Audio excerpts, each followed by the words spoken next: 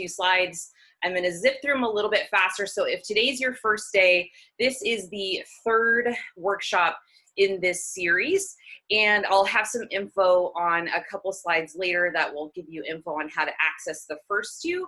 But we're going to zip through the first couple slides just so you get an idea. I know some of you we may have not met, or maybe you're new to the Venus world. So I want to make sure that I give you just a quick intro to what this is all about. So ditch deprivation is my form of dieting for females that works for males too, but in my sphere, women, that helps them stay on track with their goals, but not necessarily feel very rigid in the means to get there. AKA meal plans tend to typically be the go-to for a lot of people as far as dieting. And I've kind of come across a different way to do things. So with that being said, just a quick intro on who I am, why I give a shit about this kind of stuff, and maybe some insight as to why you landed here. So I'm a personal trainer. I'm also certified through the Institute of Integrative Nutrition as a health coach. I coach a bodybuilding team of bikini and figure and wellness competitors, and I've competed a time or two myself in figure and bikini. I also am the head goddess over at Venus Fitness Studio, along with my other wonderful coaches, going on 13 years, and we've had thousands of women come through our doors. We love it. It's our home away from home. I also like to pride myself in the fact that I really am passionate about helping women that struggle with diet and exercise build in consistent habits that make fat loss and building a sexy body effortless and not a whole lot of work once it's on autopilot. And with that, put it all together, wrap it with a bow, and slap a lot of positive body image on top. Not only that, I have also been through the trenches myself. I've been as high as 202 pounds and as low as 128. And those are the pictures there to contrast the two weights of which that was my journey. I usually maintain about 150 to 155 on normal days when I'm not competing. These are just a couple shots of my progress through a little bit of my journey. And then most days I walk around looking like that last photo, just with more clothes on, which is probably better for the world. Let's see, I'm gonna mute everybody again real quick. All right. Okay, so goals for today's workshop. So this is going to give you an idea of what we're going to cover. We have some new fun things. Some of you submitted some Instagram questions and Facebook questions, so I have a few slides on that. But we're going to talk about restaurant dining tips when ordering, when you're trying to count macros. We're also going to go over, I had a lot of questions about like when you fall off track, what do you do? How do you get back on track? So we're going to cover that. I had a question come in about supplements for gaining muscle. And so I just really want to side little asterisks here. I know a lot of us females, a lot of women, when I talk on the phone with new clients for consultations, are like, I don't want to gain muscle. Like, I just want to be lean and tone, and that's muscle. So gaining muscle is going to give you that lean and tone look. I don't know if any of y'all met my good friend Basic Becky on my Instagram and Facebook stories last night, but I kind of touched, or yesterday morning, I kind of touched on that a little bit with Basic Becky. Pre-workout meal timing and foods to try for pre-workout before you train. So we'll cover that. And then also one of my favorite topics is high volume, low calorie foods that are macro friendly. I realized I forgot to put one item on there as I was in the shower last night. I'm like, why didn't I add that? And I still didn't add it. So we'll talk about it when we get there as an add-on. But if you are just chiming in right before we got started, you may have missed it. I would love for you to type in the chat box, what is your favorite fast food restaurant? Or what food do you typically order from your favorite fast food restaurant? And I'm going to take a look at some of those. And if I see a common, like most popular restaurant on there, at the very end during Q&A, I will give you some ideas instead of that, what you can possibly order if that feels like something that you want to keep in your diet, right? And not feel like you're dieting. Okay, just a quick recap on what macros are, because I know some of you new here may be like, I don't know what a macro is. What is this macro talk?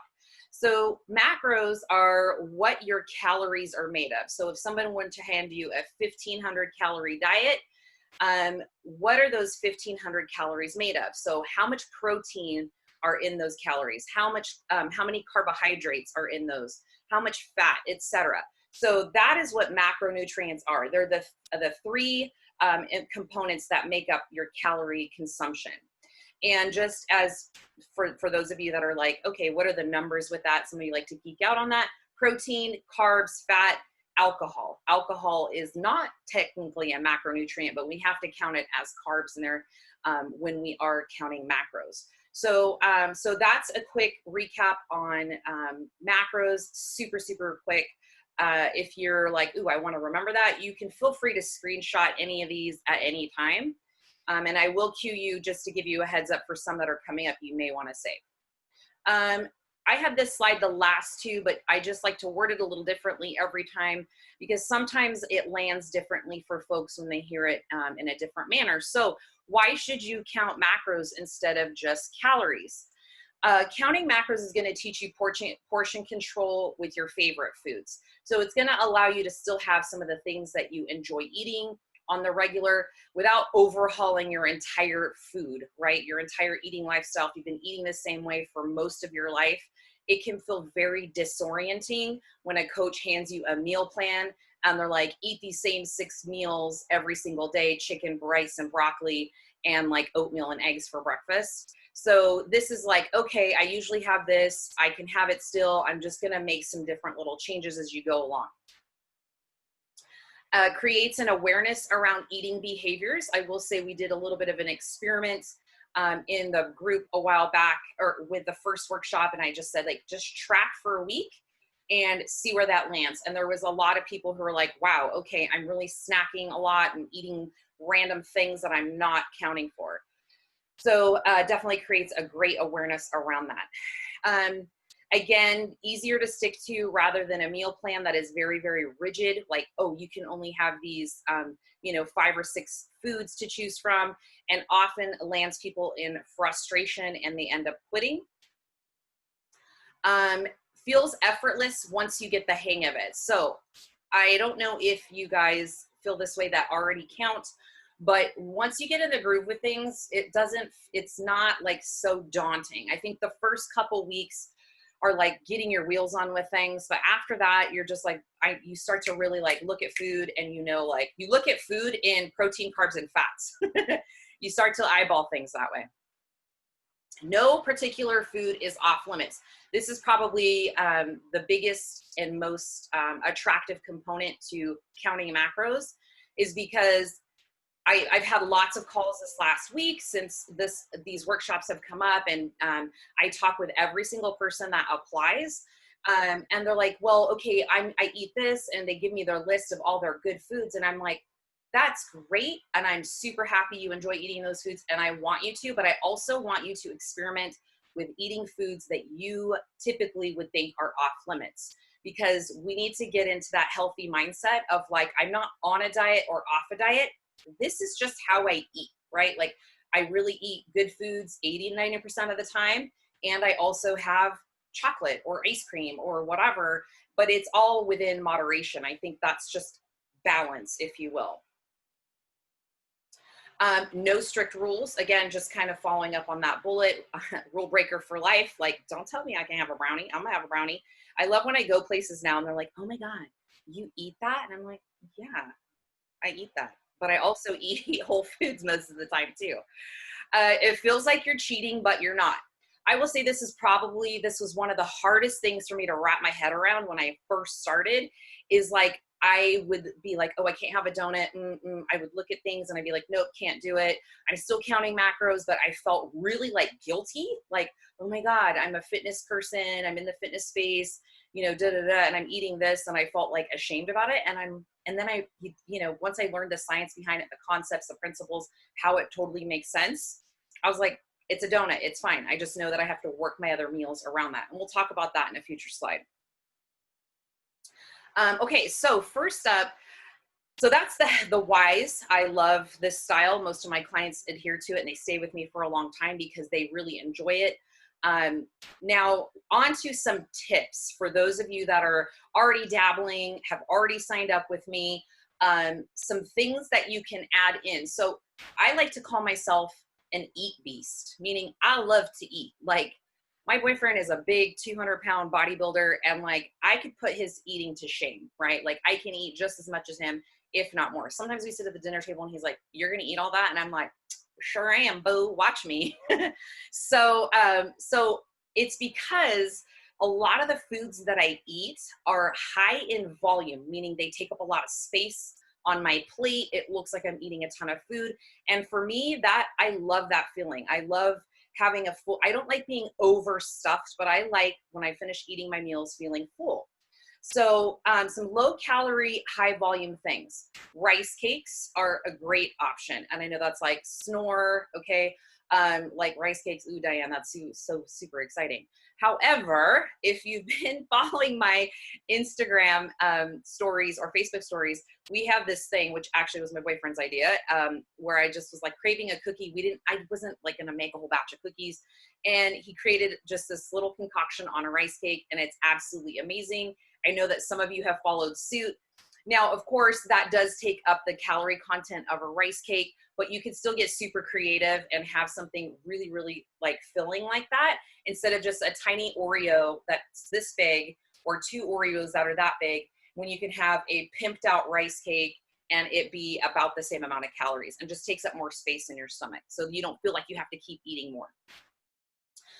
One of my favorite go-tos is I eat a ton of egg whites / egg beaters. They are very, very low calorie, very low in fat, and they take up a lot of space. And I get creative with that. So I add tons of veggies and I make it super, super filling. Broccoli slaw is another one. If you're like, what's broccoli slaw? It literally is shredded broccoli into little strands. You can saute it. You can add it in salads, all the things, but it adds a lot of volume. You can literally eat a whole bag of that stuff sauteed with like some soy sauce and some chicken and rice and like make this big, I call them protein mush bowls. And the bag is like 30 calories. So you can really get away with a lot of volume. Same thing with shredded lettuce. I will do a lot of like taco bowls. So I will do like extra lean ground beef with taco seasoning. I'll throw an entire bag of shredded lettuce, ground beef, if Greek yogurt is your thing, if you're fine with a little bit of dairy, so that can act as sour cream, you know, salsa, like all the things. And then I will also portion out because I like chips and salsa. I don't know. If you don't like chips and salsa, we probably can't be friends. But I will count out and portion out into my macros my favorite tortilla chips, and I will have that in my mush bowl, my taco salad mush bowl, because I eat chips. I eat chips like 3 weeks out from a show before, so it's fine. Sugar-free foods. So I know there's differences of opinions on this, like the chemicals and this and that, and I get that. Again, hashtag I'm not the food babe.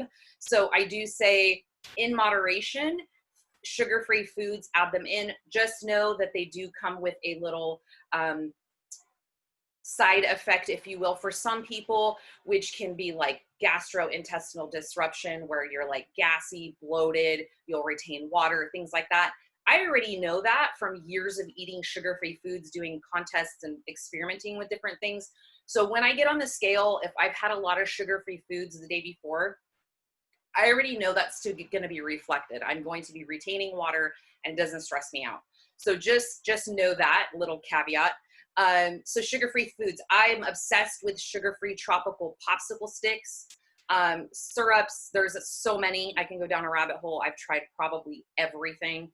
Another fun little snack, sugar snap peas with hummus. Rice-based cereals. I have cereal a few times a week. My favorites like honey Chex or chocolate Chex or whatever Chex we have. We always have Chex in the house.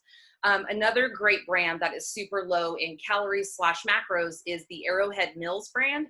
And they make like puffed rice, which is like Rice Krispies, a bunch of different options.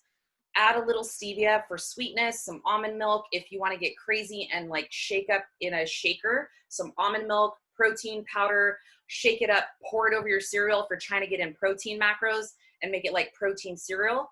I actually enjoy my protein powder and it tastes really good. I've done tons of research over the years. I've eaten a lot of garbage.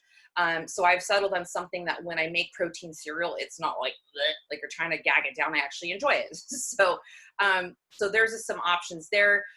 Sparkling waters, if you're trying to replace beverages with a splash of sugar-free cranberry, if you want a little bit of sweetness or like a squirt of Crystal Light. This kick I'm on right now because me and peanut butter have a on and off, again, love affair. Like we're real good and like we could be away from each other for a little bit and we're just like, hi, I see you in the fridge. And then some days I'm like, I need peanut butter and I can't stop. So, you know, I'm working on it. But a happy medium is PB2 and it's defatted peanut butter. And that sounds absolutely absurd because peanut butter is just amazing. It shouldn't be toyed with like that. But it is a next best option if you are trying to watch your fat macros, which I usually am. I try to save them for fun things like chocolate chips on my rice cakes and other fun things because I take a really great omega supplement and lots of other supplements that cover my my nutritional needs for fat. Popcorn, like highly underrated, incredibly delicious. Popcorn, I have Skinny Girl popcorn, air popped. Try to stay away from the super buttery stuff. I'm not really like a huge fan of microwave popcorn because of all like the oils and stuff that they use in them. You can find some decent, more better brands, but Skinny Girl popcorn, portion control always, but I will sprinkle sometimes some cinnamon and stevia over just air pop popcorn if I want kind of like that, what's that, kettle cornish type of flavor to it. Or coconut sugar, just of course, all things in moderation, measured and put into your macros. Veggies with tahini. Who knows what tahini is? Oh my gosh. If you don't know what tahini is and you like salty, savory-ish things, like you have like when you like sometimes around your period where you're like, oh, I'm craving salty things. Tahini is magical. I didn't know how magical it was until probably last year, but on cucumber, on watermelon, who knew, on apples, all the things. It's absolutely amazing. Any other tahini fans here? Please type in the chat box. I want to know who my tahini friends are. Okay, frozen berries, another low calorie, high volume food, really great for things like smoothies. I put them in my oatmeal, blended up. I will sometimes put them in like a microwave safe cup. Frozen berries with a little bit of sugar-free syrup in the microwave and make like a compote for my pancakes. So just like a syrupy, fruity topping for like my protein pancakes. So frozen berries are very, very low calorie, like strawberries, blueberries, raspberries. And then just getting super creative on how you cook your veggies. I know a lot of objection to eating healthy for some of my clients is like, ugh, I hate vegetables. And a lot of times that's because we eat them how our parents used to eat them. And I don't know about you, but my mom used to boil, what are those little poisonous balls that I love so much? Brussels sprouts, little balls of poison. That's what one of my friends calls them. She used to boil Brussels sprouts and boil everything until it was absolute mush, like baby food. No wonder we hate vegetables because that's how we've been eating them most of our life. So I just got in the kitchen and I'm like, I'm going to try this and I'm going to try that. And I'm going to like just figure it out. And sometimes it was an absolute disaster, but most times it's edible and it's actually quite good. So getting creative, saute, broil, bake, steam, like chop, whole, like just get super creative on the methods in which you cook your veggies, different seasonings, etc., and find something that you really enjoy so that way you can consistently add it in your diet. Non-fat Greek yogurt. I lived on this stuff during my 3 bikini preps when I was still doing a lot of dairy. I knew it sat in my stomach really heavy and it kind of made me uncomfortable because I'm not a big fan of dairy. But when I was trying to get down to 128 pounds, that was not fun. And so I needed fullness factor or else I was going to be punching people and babies and innocent grandmas because I was very hangry. So non-fat Greek yogurt was my savior. You can put it in the freezer with or put a little bit of stevia, powdered cocoa powder, maybe some PB2, stir it up really, really good, stick it in the freezer, and then pop it out after about 30 minutes. It's like froyo. I've done a bajillion creations with Greek yogurt, but non-fat Greek yogurt, if you've never tasted it, it tastes like sour cream, which is quite alarming. And a lot of people will be like, I threw that away, it tasted rotten. I'm like, no, that's just what Greek yogurt tastes like. So I get the stuff that's unsweetened, so that way I can determine maybe one day I want to have it savory over like a taco bowl, or one day I want to have it sweet with like, you know, the cocoa powder and stuff. So if you buy like a big tub of it, it'll last you, you know, quite a while, but you can experiment with it in different ways. And it's high in protein, you know, my favorite thing.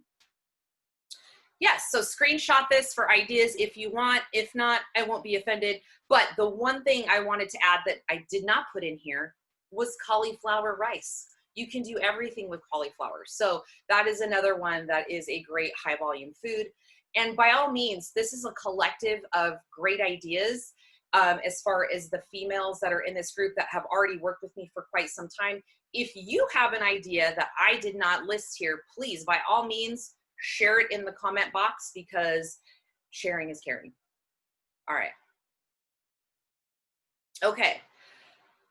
So picture's going to come up here, but ditch deprivation is not a free pass to eat a bunch of processed foods. But I'm going to give you a quick little visual.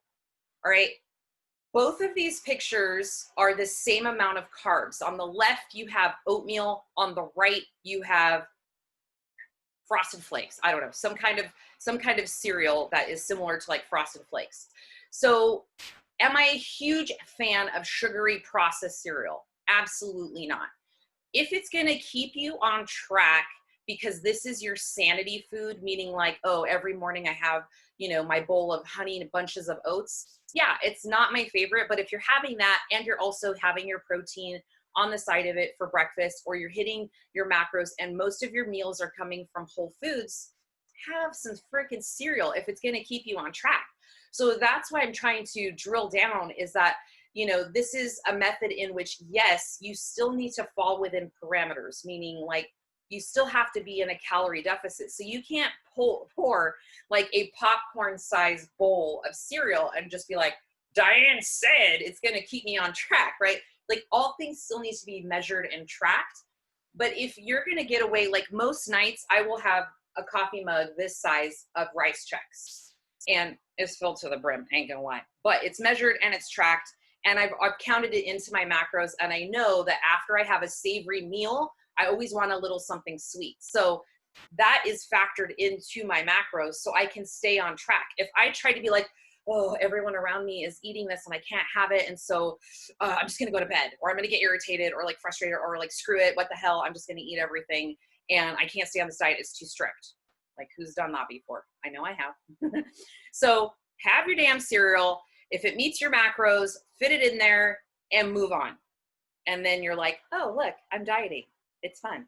Okay, so now we're gonna move on to, and of course, if at any point you have a question, feel free to type it in the chat box so you don't forget it later. Okay, some Instagram questions that came through. First one, what supplements do you suggest for women who are trying to gain muscle? So before some of you tune out and you're like, I'm not trying to gain muscle, I'm just gonna get on my phone and not listen to this part of the workshop. If you want lean sculpted legs, if you want toned arms, if you want a toned midsection, if you want a firmer butt, you are trying to gain muscle. You just haven't associated the two because we think gaining muscle is just something that dudes do. But us females, in order to achieve these things over here, you have to do something to make that muscle tone. And that is gaining muscle by lifting weights, adding resistance. We talked about this in the last workshop, tearing down the muscle and rebuilding it with your nutrition. So just so we can delineate between the two, that there is no like hard line in the sand. This is what it means.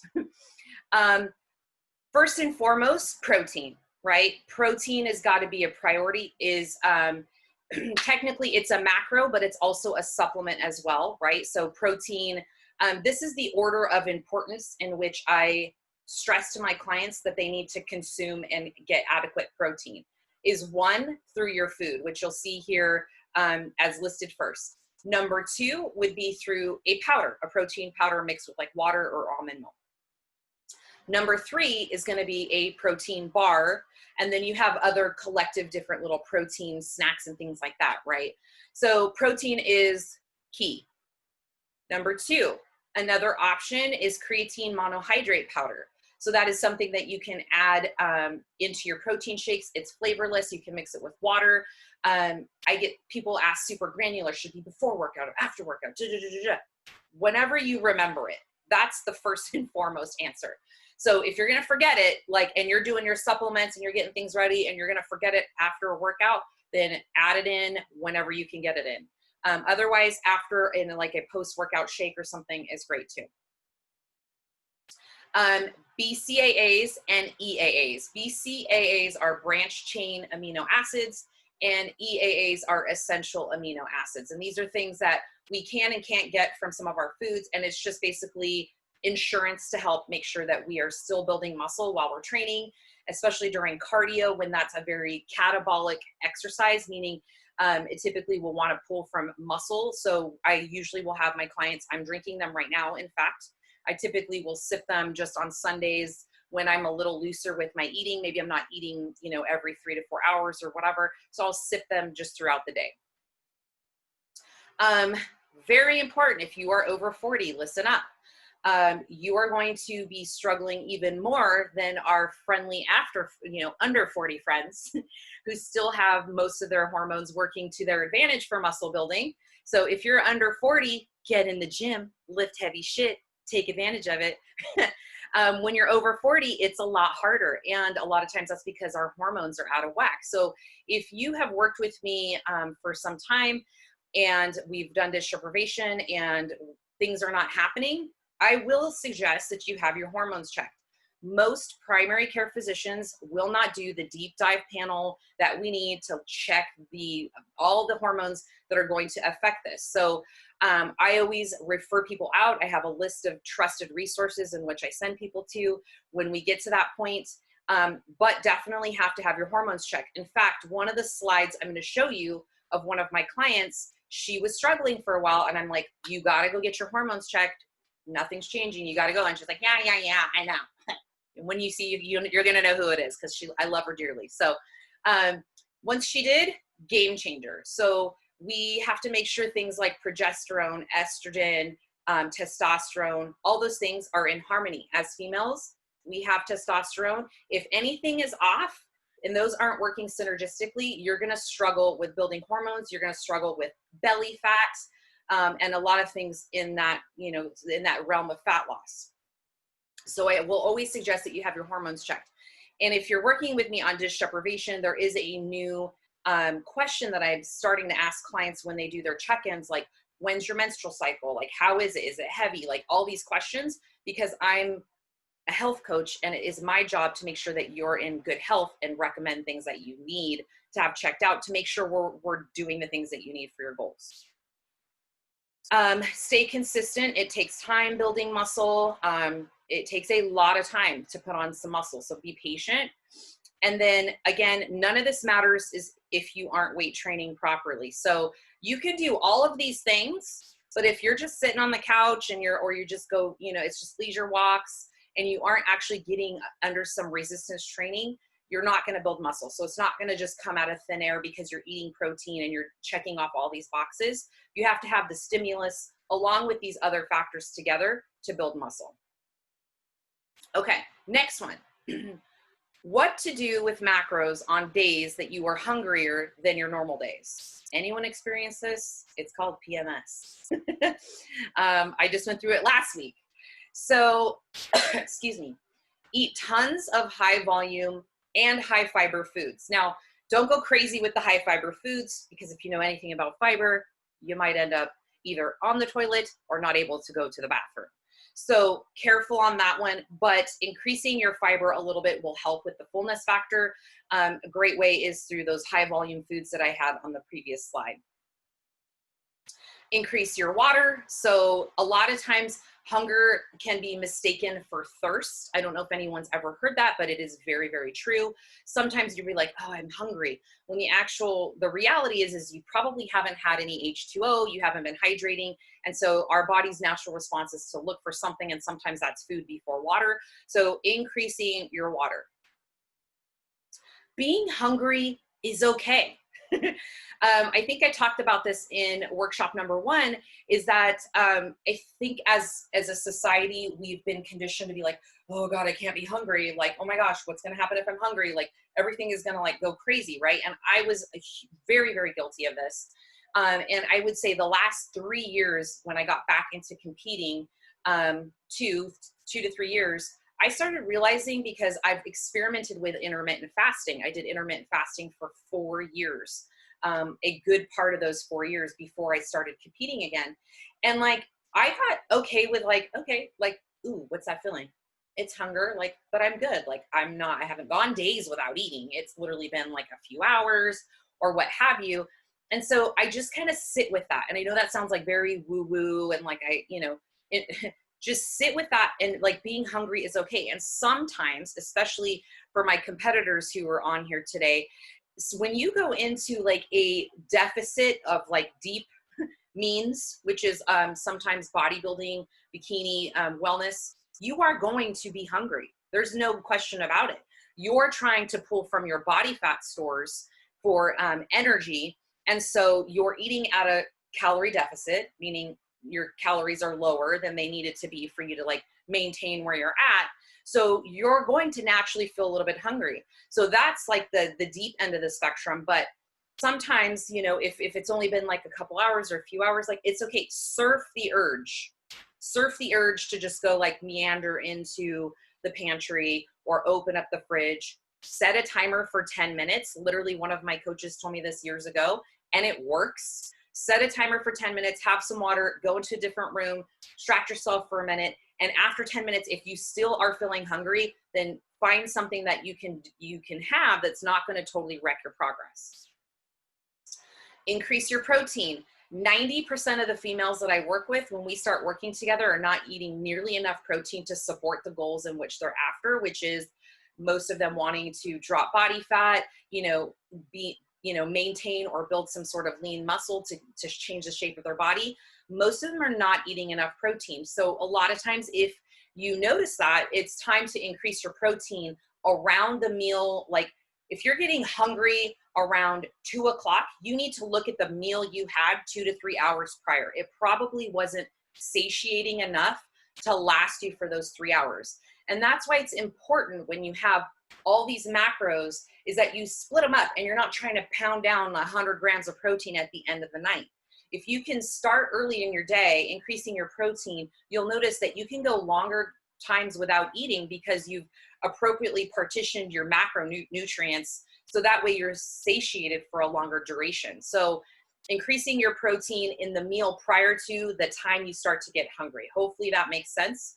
It makes sense as I'm saying it, but let me know if it doesn't. Stay busy, kind of the same thing. Set a timer, go for a walk, like distract yourself for a minute. Especially if you're a competitor and you're like, I'm getting hangry, like, and you've done all the things, stay busy, just kind of like get out of the space of which is your pantry or your fridge, if you know that's just a recipe for disaster. Chewing gum. I will say last night I was having one of these moments because my monthly visitor has arrived today. And I was like, oh my God, I'm going to start eating things in the pantry. And so I have some gum in my purse, popped some gum in my mouth while I was making dinner. So I wasn't snacking on a bunch of dumb stuff that I was going to be like mad at myself because I wasted macros on. So chewing gum, old school bodybuilding trick. Also, when I don't have on here is go brush your teeth. Brush your teeth with the mintiest toothpaste you have, brush your tongue, do all the things. I guarantee you chocolate is not going to taste as delicious or whatever you want after that. Okay, next one. Okay, if you have a bad meal, I'm going to try to speed up because I think I'm talking too much. If a meal goes bad, like what the hell moment, how do you adjust the remaining meals? I love this topic because I think this is something that happens to a lot of people and it's normal, especially on the weekends. I like to say, look at your remaining macros if you logged your slip up. So if you logged it and you're like, oh, I had an enchilada and a bean burrito, and like you put all these things in because you just were like, I'm gonna put it all in here, right? Into your MyFitnessPal. This is MyFitnessPal, my hand right here. And you're like, damn, I've got all this protein left, da da da da da. I will then just go like, looks like I'm having egg whites for dinner. Like, oh well, you know, like that's that. Hopefully I enjoyed that meal, because now my next meal is gonna be affected. So you can have an oh shit moment like that, and then you have to just recalibrate and do your best to kind of fix the next meal. I tell my clients all the time, you're literally one meal from just getting back on track. So please, even if you don't track it and you're like, we went to Surla's for breakfast brunch and like, I didn't track anything. Great. So you're probably, again, same thing, get back on track with your next meal. More than likely your meal was very high in carbs and very high in fat, because those are the two delicious macros. So eat something that's higher in protein, whether that's protein, you know, some kind of protein concoction that you make up with veggies, like, you know, chicken and like a lot of the high volume veggies, or you do like an egg white, you know, some sort of omelet, something. So just get back on track with that next meal. Get creative, like I said, with the macros you have left. Again, egg whites and omelets are a good save if you have an oh shit meal and you just follow up with that. Don't beat yourself up, and don't give up and just be like, this doesn't work for me. Like, no, you just had a moment because you're human and it's fine. We just move on. Don't let one meal derail you for the rest of the day, the rest of the week, the rest of the year. I love when people hit me up and they're like, oh, you know, I'm going to wait till Monday. And I'm like, fine, just start tomorrow. Like, just make what you have work that you have in your pantry. And then like, you just play catch up, but there's no sense in like putting off for tomorrow, which you can do today. Oh, I think that's a quote, but like for real, don't let one meal derail the whole weekend or derail the entire day. Just get right back on. Okay. Next one. How many grams of carbs should be eaten before weightlifting, and how long prior to your weightlifting session is what I'm gathering this is. I will always tell my clients when they're training with me or they're training on their own, give yourself an hour and a half to digest. 60 minutes as the smallest. If it's a leg day, 90 minutes. My daughter can eat a full meal and like 10 minutes later go out in the gym with me and we're training, and I'm like, you're 20, that's why. You're in your 20s. That's why that works for you. I don't know. But for me, I don't like having a full stomach. And also for two reasons. One, it makes me feel like I want to puke because just all the things going on during exercise. And two, when you have food in your stomach, your body is diverting energy into your digestive tract to digest that. So I don't want my stomach trying to this is not my stomach, this is my brain, but I don't want my stomach trying to digest and be all focused on digestion while I'm trying to like squat with 135 pounds on my back. Like, no bueno. So give yourself time to digest so your stomach is relatively empty when you go to train, but not too empty that you're like hungry and you're distracted because you need to eat. Another thing is like there's this big myth, like somebody, I think it might be in the next slide, like how many hours do you need before meals, et cetera, et cetera. Muscle glycogen is present for 72 hours after you eat a meal. So what that means is you can train and not really stress that like, oh, I haven't eaten, like I'm going to be, burning off my muscle and not gaining muscle, and I'm going to be catabolic versus anabolic, et cetera, et cetera. So don't freak out that like, oh, it's been, so long since my last meal, I'm not going to be gaining muscle. Like, drink your BCAAs during your training, your EAAs, whatever, and you've got that covered. And it's a very nitty gritty detail. So if I've lost some of you in the sauce, totally okay, because this is something that like, this is like a next level strategy of when you're like really dialed in with your food and your training, et cetera, where these things super duper matter.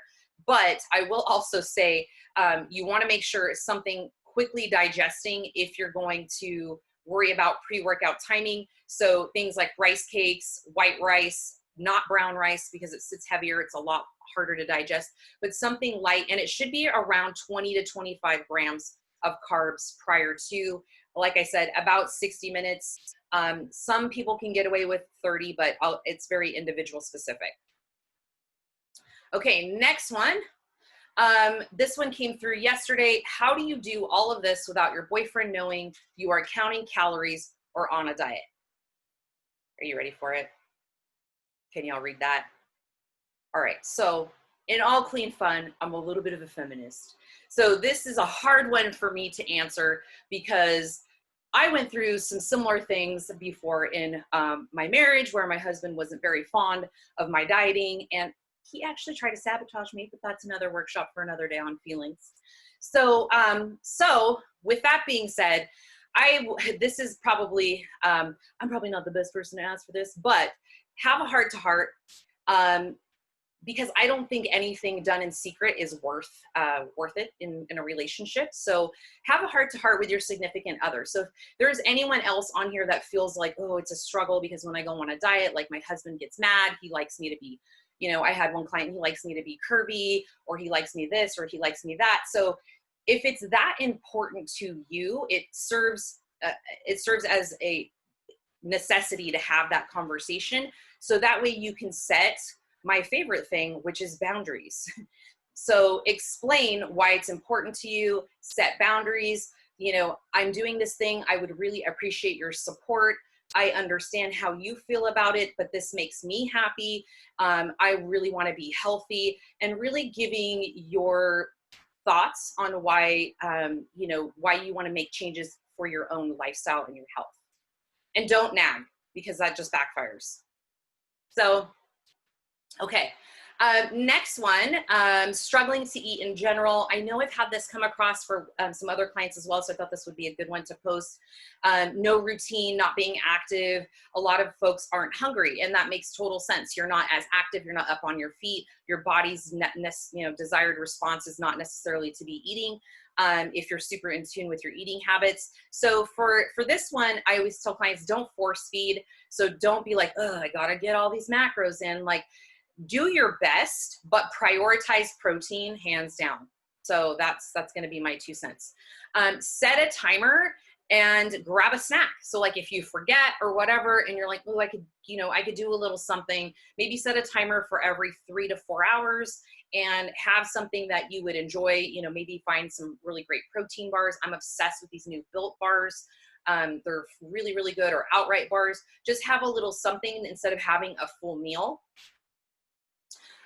No set rules on eating times. So I don't get super strict with this unless you're a competitor, and that's for other reasons. But I just want you to make sure you're not going to become a raging bull if you are not eating for long periods of time. So what I mean by that is if you're like, oh, you know, you get distracted and you're not hungry, and then all of a sudden like 6 p.m. hits and you're like, let me at the pantry. And then it's just like, you know, Homer Simpson in the refrigerator. So you'll know, I probably should have ate a few hours before and just had a little something, because once this time hits, I am like unstoppable. So just keep that in mind. I feel like 4 hours is a happy medium. So, generally 4 hours without any snacking or random bites, licks, and tastes in between. 4 hours, drinking some water in between that time, that's generally a good time frame. Anything beyond that, you'll typically become a raging bull. All right, I'm super excited to share this. I think we talked with Amanda on, she was a guest on one of the Coffee with Coaches, but some of you may not have heard this story, and we didn't get super nitty gritty, but I love to share numbers because I'm a numbers geek, like, all this fun stuff she's done. It's super impressive. So she's lost a total of 100 pounds. She's been a client with us at Venus for 5 years. She's on, just recently this year, my bikini coaching team. She's going to be competing in August, which just seriously gave me the chills because I'm so invested in her journey. But she's going to be competing in Tahoe this August. So we're super stoked about that. So I brought her on in December for competition coaching. She'd already done some really great work, losing a lot of body fat on her own, and she just wanted to take it up a notch. Ditch deprivation is where I start all my clients. This is the same strategies I use with my competitors. The only difference is that when they're competing, they have a different like fork in the road when they become like 12, 16 weeks out.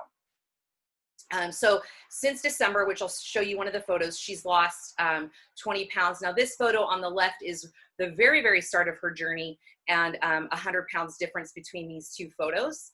Her calories have mainly been between 17 and 1900 daily, with her lowest carbs at 165 ever, and her highest on some days 225 carbs.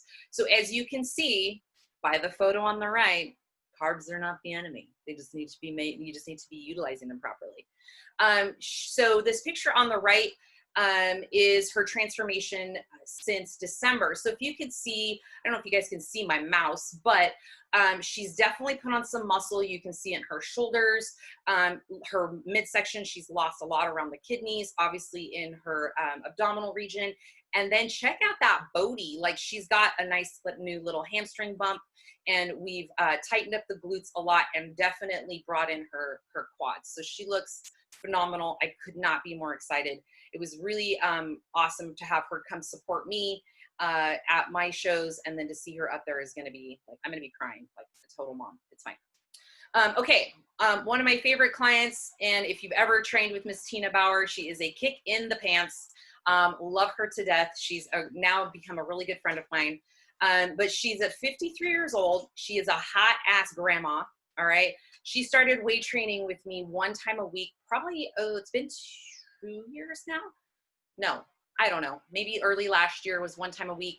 And then we increased to 3 times a week. So she lifts 3 hours a week with weights. I think she maybe will throw in one day at home with her husband on occasion.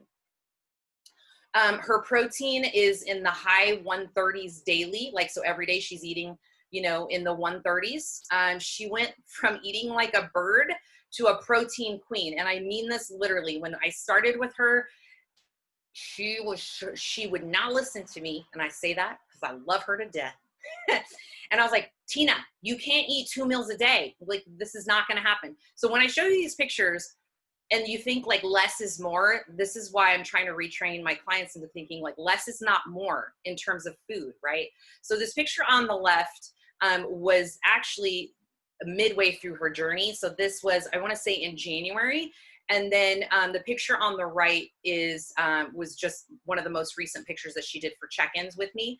But this picture on the right was when she was eating 2 meals a day. This was the very, very start. So this on the left is like earlier this year. And then this was last year, where she's got her booty pose here. She was eating literally two meals, sometimes a third one a day. And she was freaking out because I was like, you gotta eat more food. Oh no, I'm gonna get fat. Da, da, da, da. I'm like, please just trust me. Please just trust me. So we did macros, and I don't know about y'all, but it looks to me like she's reverse aging, and she grew a set of glutes. And so, but I also did want to mention, prior back to one of the other slides, is she got her hormones in check. And that was a huge piece to the puzzle of all this also working synergistically. Is midway or the beginning of the end of last year, I said, you need to go get your hormones checked, just based on some things she was relaying to me in her check-ins. And she did, and they got them all kinks worked out, and she's on a better path to hormonal health, and it's obviously working. Okay. So for those of you that are like, oh my God, I'm new, I'm kind of confused, like, what should I do? What is this macro tracking thing? Go watch the first 2 workshops on my YouTube, which is at Living the Goddess Life. So if you look up Living the Goddess Life on YouTube, you'll find them there. I posted them, they're public for viewing. And you can learn how to calculate your macros via an online calculator, which these are 2 great resources. Get a food scale. That's super important. You'll need that. Start tracking in MyFitnessPal. Start building in these sanity foods into your ditch deprivation strategy. Track every single day. Wait 4 weeks before you make changes, right? And again, it's not going to be perfect. So if you have a bad day here and there, it's what you do most consistently that counts. recalculate on the calculator to adjust. So if you've gone 4 weeks and you're like, okay, I've lost XYZ pounds, well, those numbers maybe need to change. So keep adjusting every 4 to 6 weeks. And then repeat until you achieve the desired result. You may need a diet break and reverse diet, which I'm doing with a lot of my clients right now. They're loving because they're eating more food and they're not gaining any weight. So every 12 weeks, I usually like to put my clients on a diet break. And then option B is shameless plug. This is what I do for a living. And it is very fun. I enjoy it. I love getting clients results. So these are things that a coach can do that a macro calculator or a lot of times our own accountability will not do. Obviously more accuracy. I'm a huge source of accountability. Obviously you have to check in with me every 2 weeks. I will call you out on your BS with gentle, loving pressure. And also congratulate you on small victories that you may not think are very large, but when you're doing things like you came to me and you only pooped 3 times a week, I'm going to be your poop cheerleader when you're going 7 days a week and you've dropped weight because you're not holding all that stuff in. So it's little things like that. And I also consider a lot of things other than just what a macro calculator cannot. And then again, I course correct my humans because a lot of times they'll fall off, and that's totally normal because like anything new, you're not going to be perfect at it right out the gate. So when you go missing on me and I don't get your check-ins, I will come hunting you down. Okay, so now you have the how and it's time to do it. So go back, watch those last 2 workshops. If you want to do all the brainstorming and geek out on all the things that we talked about, they're pretty robust. I've gotten a lot of great emails and feedback on people who went and rewatched them. So, so thank you for that. If that happens to be one of you ladies on here, this is the nitty gritty as far as the ditch deprivation program. I'm very transparent. This is exactly what you get and what comes with it when you sign up. Today is the last day at this rate. So if you apply today and I get on the phone with you, I will honor this price, but tomorrow it's all going to be changed on the web. So just FYI, but this is where you can get in contact with me as far as setting that up. Email, there's a link there that will take you directly to the application. So livingthegoddesslife.com/apply coaching Diane. I don't know, that's how it turned out, but it works. And this is how we get started. So as soon as you fill out that application, I will get on the phone with you sometime in the next few days so we can chat more about where you're at with it. I will say, it's a macro-based approach. So I do give sample meal plans and things like that, but I'm not your coach if you just want to be told exactly what to eat all the time.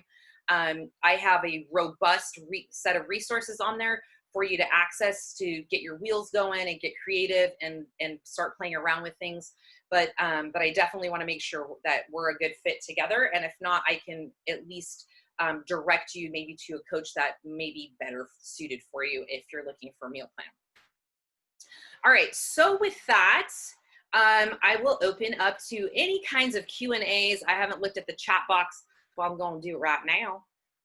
Let me know if there's anything that you have questions on. It can be macro related, does not have to be about my program. It could be some question that you have particularly about counting macros, etc. Ooh, In-N-Out protein burgers and fries. Gotta have the fries. Yes, so I will say one thing that, one tip that I give my clients is, oh, you know what didn't come up? I bet you my dining out slide got deleted. I knew one got deleted. Okay, so let me just touch up on that. With dining out, I will usually look at the menu before, right? So if I know where we're going, I will look at the menu before. So that way when I get there, I have a good idea already of what I want to get. I start getting my mind wrapped around the fact like, this is what we're getting today, Diane. We're not going to go down the rabbit hole of the other 85 items that are going to call your name. So I typically will go with single ingredient items because I know it's much easier to pull up in the app than something that's got like 18 million ingredients. So what I mean by single ingredient items, a steak, rice, a baked potato, a chicken breast, a pork chop, like whatever your thing is, if you're going out to dine out, those are single ingredient items.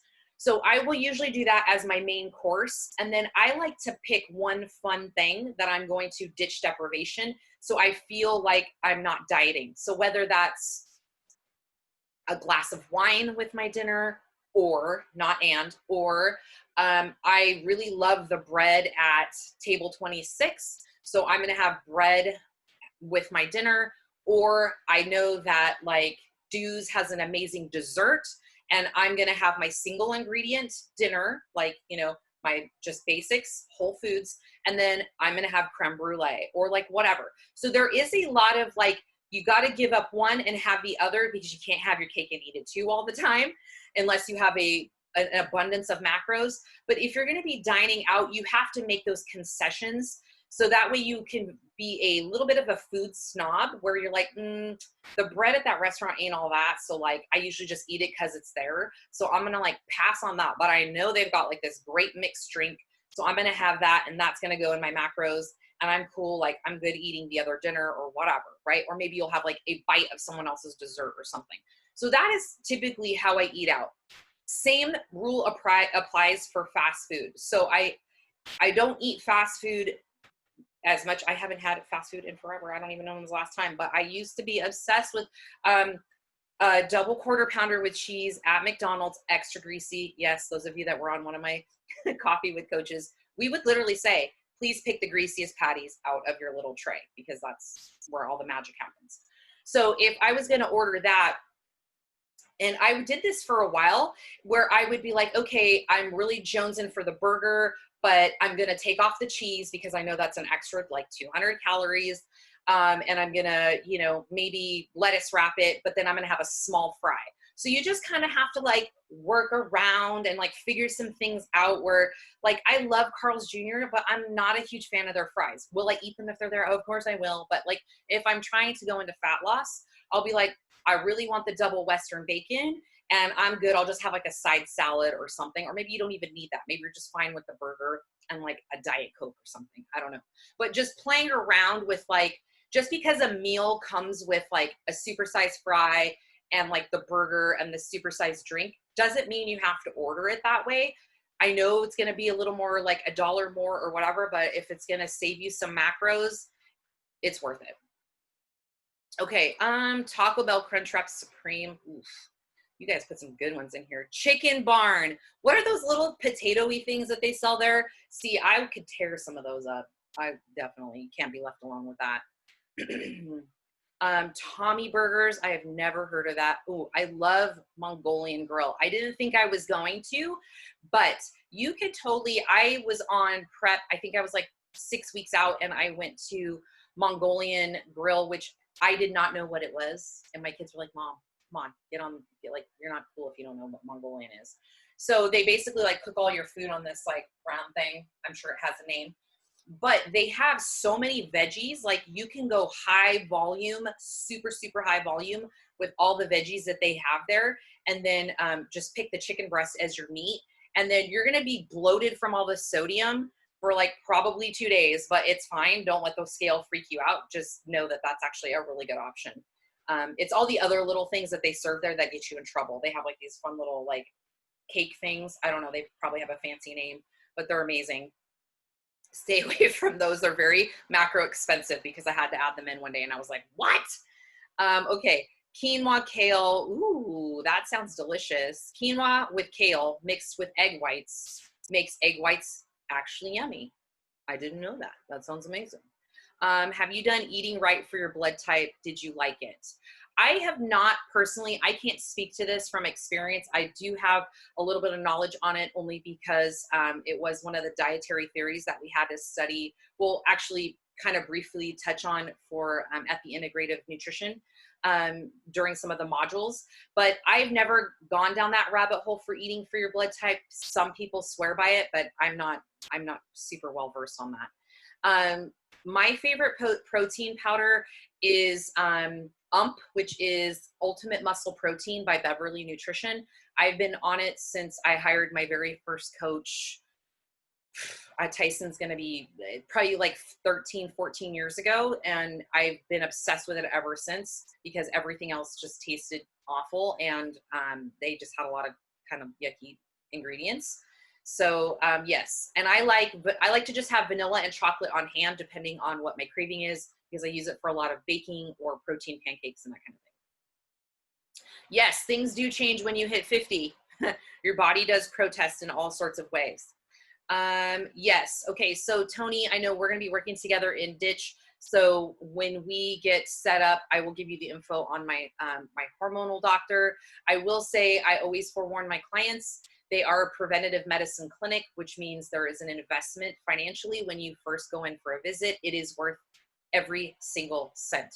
If I had to budget that in, like in some capacity, whether that's like, I'm not getting Starbucks every day, or I had to cut my Netflix subscription, or I don't even know, it's absolutely worth it because y'all are females. You know how it is when it's that time of the month. And I'm speaking for myself personally, and most of the women that I coach, is that you're sometimes a little cray-cray during that time. Or even if you don't have a cycle, your body still kind of like wants to have one. And so there is a period of time. And so if you feel like 1 week a month, you should be locked in a cave, speaking for myself, because of hormones, then it does serve to say that you should get them checked, and it should be worth the investment because it's worth your sanity and also, you know, not fighting your body. Yes, Sarah says the same part of your brain that tells you you're hungry tells you you're thirsty. And yes, absolutely. Also, it takes your brain 20 minutes after you eat to register that you're full. And I always give clients homework in mindfulness is putting your fork down between bites. Like my boyfriend, he just like shovels, and I don't see the whites of his eyes for like 4 minutes. And I'm like a quarter of the way through my plate, and he's just staring at me. And I'm like, you didn't even breathe. Like, put your fork down, have conversation. Phones are not allowed at our kitchen table. They haven't been for years. So getting used to like putting your food down between, or putting your fork down between bites, it's very important. Don't be afraid of the slip ups. Egg whites of eggs. Yes, Patty, the egg whites of eggs. I did share on my Instagram stories and Facebook stories yesterday, the carton of egg whites is going to be a lifesaver. So instead of cracking eggs and trying to pull the yolks away, so time consuming. Costco sells them in a case if you have a Costco membership. So definitely scoop those up. Oh yeah, it looks like Amanda answered that. Pros and cons of working out on an empty stomach. I think we covered that in that other slide, Miss Paula, but again, I will have a meal, but I make sure that I digest. And also I have worked out in a fasted state. I used to fast sometimes 18, 20 hours a day, intermittent fasting. I got a lot of shit done. Let me tell you, when you aren't spending your time eating, you are definitely have a lot of time to do other things. But I would say definitely sipping on BCAAs or EAAs during your training, just to keep those amino acids in your body while you're breaking down muscle tissue is a good idea. And Amanda has a very good point to that, saying if you're eating your allotted calories throughout the day, it shouldn't affect muscle growth. Counting macros does not feel like a diet. Amanda's living on some fun macros right now, and she's still losing weight. She's down another 2 pounds or whatever, 3 pounds from our last workshop. So nice job. Yes, Stephanie says counting macros gives you so much freedom. Very good. Speaking of, I'm eating after this. I love it. Let's see, what else? Let me see. Potato wedges. That's what it is. With some ketchup. Is it good to do the osmosis infusion prior to starting? I'm not quite sure prior to starting. I mean, osmosis is good at any time. I don't think it needs to be like it's a mandatory thing, but I'm a huge proponent of micronutrients and also vitamins and minerals. I love going to osmosis. I just feel like it gives me a little jolt. She has like an energy boost that she does there, and it's amazing. So I would say definitely if you could do it. Oh, Crystal does say you can use your health savings account for those visits. That's awesome to know, Crystal.